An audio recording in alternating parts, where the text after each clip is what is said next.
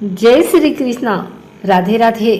आइए जानते हैं वामन जयंती की कथा।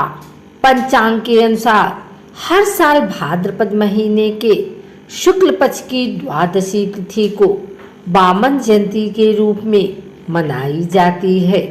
धार्मिक मान्यता है कि इसी दिन त्रेता युग में भगवान विष्णु ने वामन अवतार में धरती पर जन्म लिया था। वामन देव का अवतार भगवान विष्णु का 5वां अवतार माना जाता है। इससे पहले भगवान मत्स्य, कूर्म, वराह और नरसिंह अवतार में जन्म ले चुके हैं।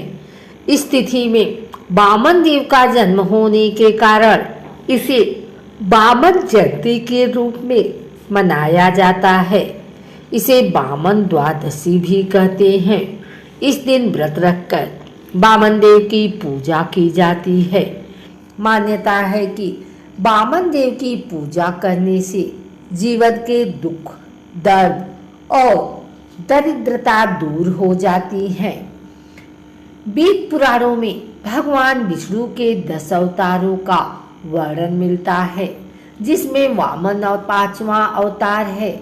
जब जब सृष्टि पर विपत्ति या संकट आती है, तब तब श्री हरि अवतार में जन्म लेकर इसे दूर करते हैं। भगवान विष्णु का वामन अवतार इसी उद्देश्य से हुआ था।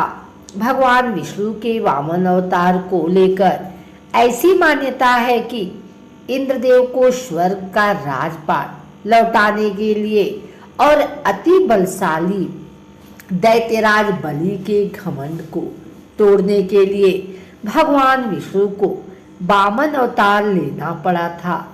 आइए जानते हैं विष्णु जी के वामन अवतार से जुड़ी पौराणिक कथा के बारे में।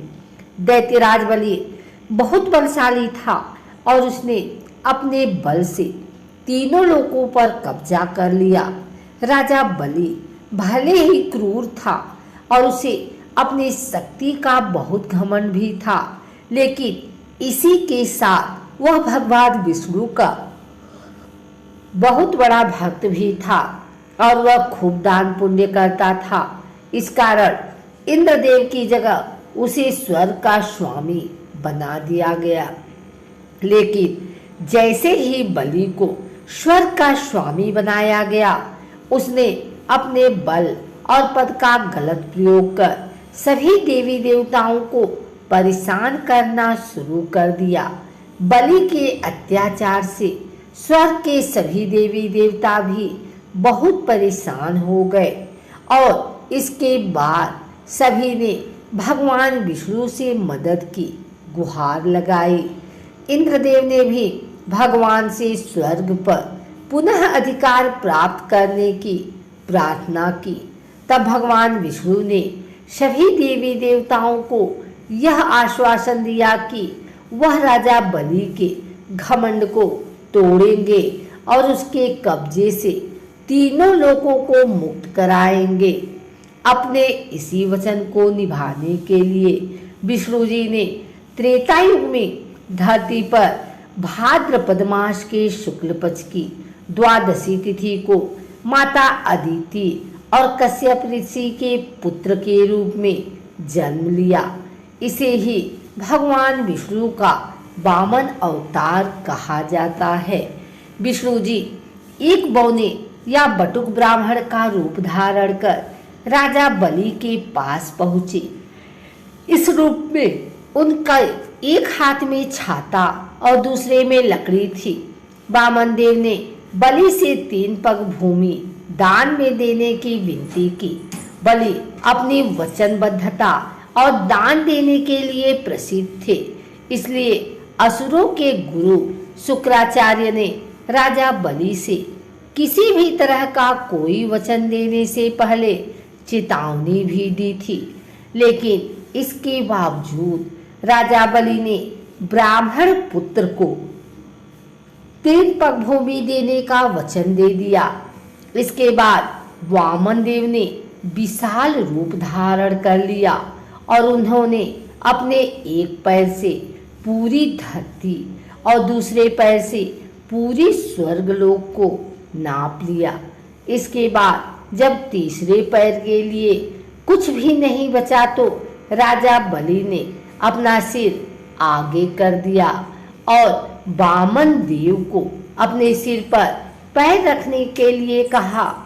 इस तरह से भगवान ने बलि का घमंड तोड़ दिया, लेकिन बलि की वचनबद्धता से वे अति प्रसन्न हुए और इसके बाद उसे पाताल लोक का राजा बना दिया। जैसे ही वामन देव ने राजा बलि के सिर पर अपना पैर रखा, वो तुरंत पाताल लोक पहुंच गया और भगवान विष्णु की कृपा से बलि ने अनंत काल तक पाताल लोक में राज किया। वामन द्वादशी के दिन भगवान विष्णु के अवतार वामन का चित्र लगाकर घर में पूजा की जाती है। वामन देव की पूजा करने के लिए दक्षिणावर्ती शंख में गाय का दूध लेकर उनका अभिषेक करना चाहिए। अभिषेक के बाद उनकी कथा सुने और आरती के साथ पूजा की सामग्री का समापन कर दें। ऐसा करने से भगवान विष्णु का आशीर्वाद सदैव आपके और आपके परिवार के ऊपर बना रहता है। अगर आपको हमारी वीडियो अच्छी लगी हो तो इसे लाइक करें, कमेंट करें, शेयर करें। हमारे चैनल को सब्सक्राइब करके बेल नोटिफिकेशन ऑल पर सेट कर लें ताकि आगे आने वाली वीडियो सबसे पहले आप तक पहुंच सके। धन्यवाद।